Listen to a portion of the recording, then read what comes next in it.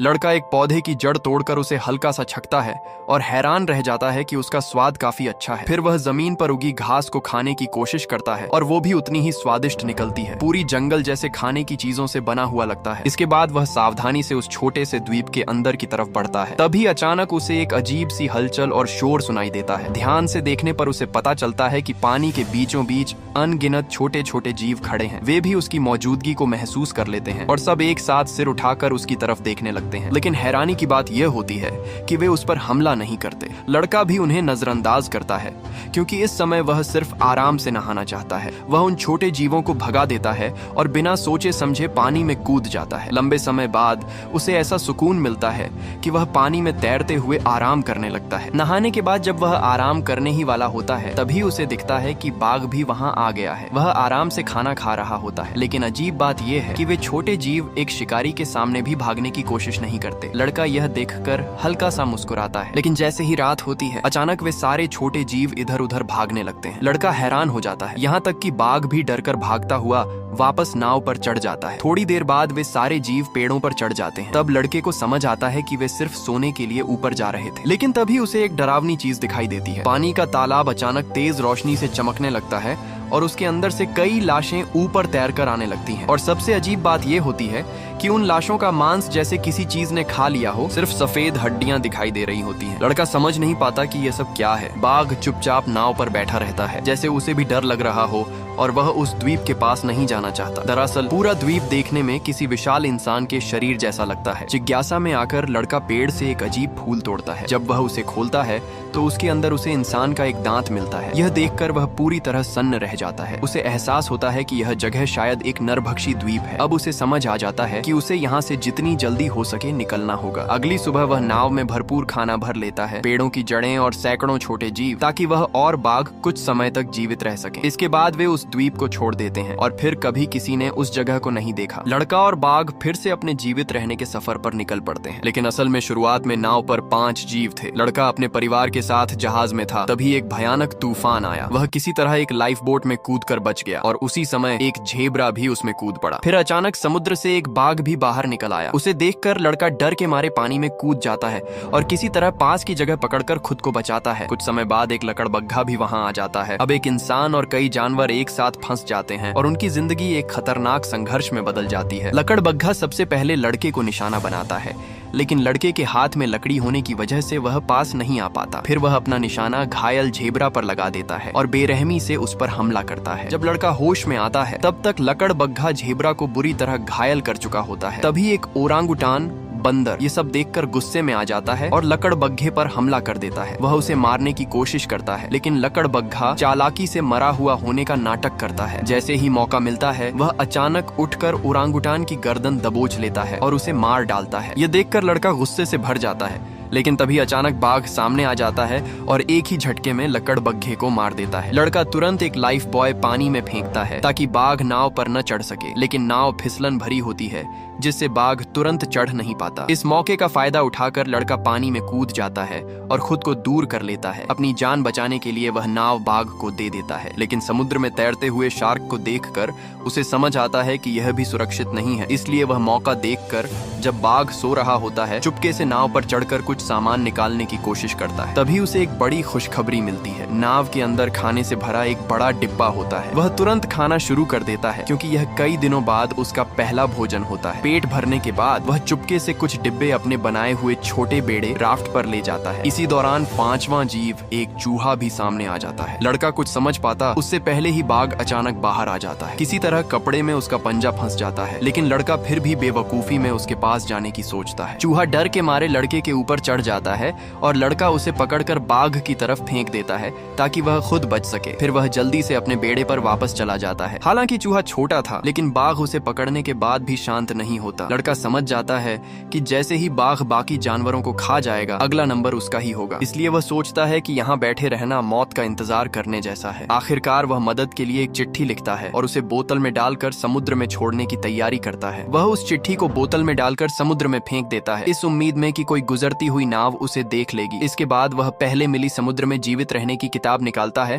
और उसमें दिए गए तरीकों को सीखना शुरू करता है। किस्मत से उसे उसमें यह भी मिल जाता है कि खतरनाक जानवरों के साथ कैसे रहा जाए। उसमें लिखा होता है कि सबसे पहले अपना एक इलाका तय करो। इसके लिए वह ऐसा समय चुनता है जब समुद्र में लहरें तेज हों, ताकि नाव जोर जोर से हिले और बाघ को चक्कर आने लगे। इसी दौरान वह सीटी भी बजाता रहता है और इस प्रक्रिया को बार बार दोहराता है। धीरे धीरे बाघ के दिमाग में यह बैठ जाता है कि सीटी की आवाज का मतलब है चक्कर और परेशानी। जब बाघ को उल्टी जैसा महसूस होने लगता है तो लड़का तुरंत नाव पर चढ़कर अपना कब्जा जमाने की कोशिश करता है। जानवरों के नियम के अनुसार किसी जगह पर पेशाब करके उसे अपना इलाका बताया जाता है, लेकिन बाघ इस पर कोई असर नहीं लेता, बल्कि जैसे उसका मजाक उड़ा रहा हो। किताब वाला तरीका काम नहीं करता देख लड़का अपना तरीका अपनाने का फैसला करता है। वह बाघ को पालतू बनाने की कोशिश करेगा। वह सोचता है कि चाहे बाघ 200 किलो का हो, लेकिन है तो बिल्ली जाति का ही और बिल्लियों को ट्रेन किया जा सकता है। उसे याद आता है कि बिल्लियों को मछली पसंद होती है, तो वह मछली पकड़ने की कोशिश करता है, लेकिन काफी देर तक कोशिश करने के बाद भी वह एक छोटी मछली तक नहीं पकड़ पाता। यह देखकर बाघ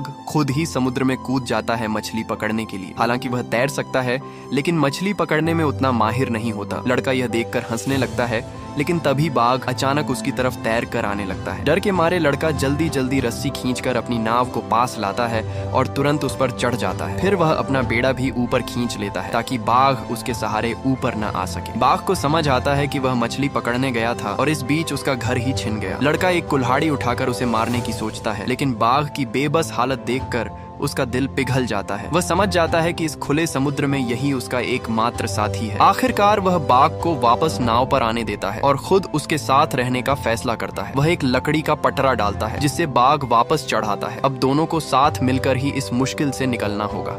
दिन बीतते जाते हैं और धीरे धीरे खाना खत्म होने लगता है। तब लड़का आखिरी बचे हुए टुकड़ों से मछली पकड़ने का जोखिम उठाता है। उसे नहीं पता कि कुछ मिलेगा या नहीं, लेकिन किस्मत उसका साथ देती है और जल्द ही एक बड़ी मछली फंस जाती है। वह पूरी ताकत लगाकर उसे खींचता है और किसी तरह पकड़ लेता है। मछली बहुत बड़ी होती है, उसे संभालना मुश्किल हो जाता है। वह कुल्हाड़ी उठाकर उसे मारने जाता है, लेकिन मछली को तड़पते देख उसका दिल पसीज जाता है। फिर भी जीने के लिए उसे यह करना पड़ता है, लेकिन अगले ही पल वह मछली बाघ को दे देता है। बाघ खुशी से उसे खाने लगता है। ये लड़के का तरीका होता है उसे अपने काबू में करने का। अगले दिन वह चुपके से नाव पर जाकर और सामान ढूंढने की कोशिश करता है। तभी अचानक एक मछली उड़कर उसके चेहरे पर आ गिरती है। जब वह चारों तरफ देखता है तो पाता है कि अनगिनत उड़ने वाली मछलियां उनकी ओर आ रही हैं। बाघ तुरंत उन्हें पकड़ पकड़ कर खाने लगता है। लड़का भी राहत की सांस लेता है कि अब खाने की कमी नहीं रहेगी, लेकिन तभी एक बड़ी ब्लूफिन ट्यूना मछली भी उनके बीच कूद पड़ती है। ये मछली इतनी बड़ी होती है कि कई दिनों तक खाना चल सकता है। लड़का उसे खुद के लिए रखना चाहता है और बाघ को देने से मना कर देता है। वह डंडा उठाकर बाघ को डांटता है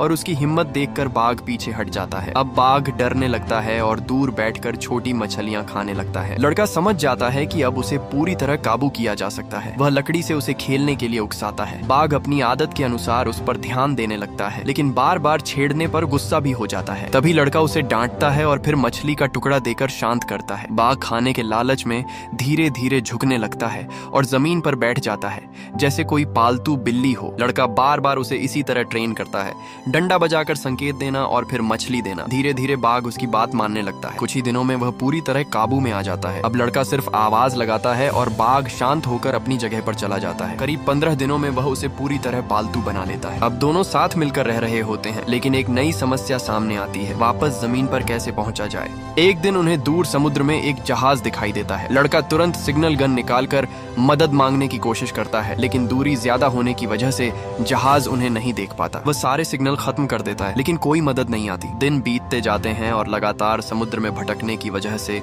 वह धीरे धीरे हकीकत और सपनों के बीच फर्क खोने लगता है। उसे पानी में अजीब अजीब चीजें दिखने लगती हैं, जानवर और अपनी प्रेमिका तक। तभी एक भयानक तूफान आता है। उनकी छोटी सी नाव विशाल लहरों के बीच खिलौने की तरह उछलने लगती है। बाघ भी डर और दर्द से जूझ रहा होता है। उसे इस हालत में देखकर लड़का आसमान की तरफ देखकर गुस्से में चिल्लाता है, जैसे किस्मत से सवाल कर रहा हो। लेकिन किसी तरह वह और बाघ उस भयानक तूफान से बच जाते हैं। तूफान के बाद बाघ पूरी तरह थक चुका होता है, इतना कि वह बेहोश होने की हालत में पहुंच जाता है। लड़का धीरे धीरे उस पर पानी डालकर उसे होश में लाता है, फिर उस उसका सिर अपनी गोद में रख लेता है ताकि उसे थोड़ा आराम मिले। बाघ भी अब शांत होकर उसके सहारे लेटा रहता है। दोनों ने साथ में मौत को करीब से देखा होता है, इसीलिए अब उनके बीच एक अनकहा रिश्ता बन चुका होता है। धीरे धीरे लड़का भी थकान से सो जाता है। जब वह दोबारा आंख खोलता है तो खुद को फिर उसी रहस्यमयी द्वीप पर पाता है, जहाँ अनगिनत छोटे जीव, अजीब सा तालाब और इंसानी दांत वाले फूल मौजूद होते हैं। डर के कारण वह अगली ही सुबह वहाँ से खाने का सामान लेकर निकल जाता है। इसके बाद काफी समय बीत जाता है और आखिरकार एक दिन उसे जमीन दिखाई देती है। लड़का और बाघ किनारे पर पहुंच जाते हैं। बाघ जमीन पर उतरते ही सबसे पहले लंबी अंगड़ाई लेता है, जैसे लंबे सफर के बाद आजादी महसूस कर रहा हो। लड़का उम्मीद करता है कि बाघ उसकी तरफ देखेगा, शायद अलविदा कहेगा, लेकिन बाघ बिना पीछे मुड़े सीधे जंगल की तरफ चला जाता है। वह एक बार भी मुड़कर नहीं देखता। यह देखकर लड़के का दिल टूट जाता है। जिस साथी ने उसके साथ इतने कठिन पल बिताए,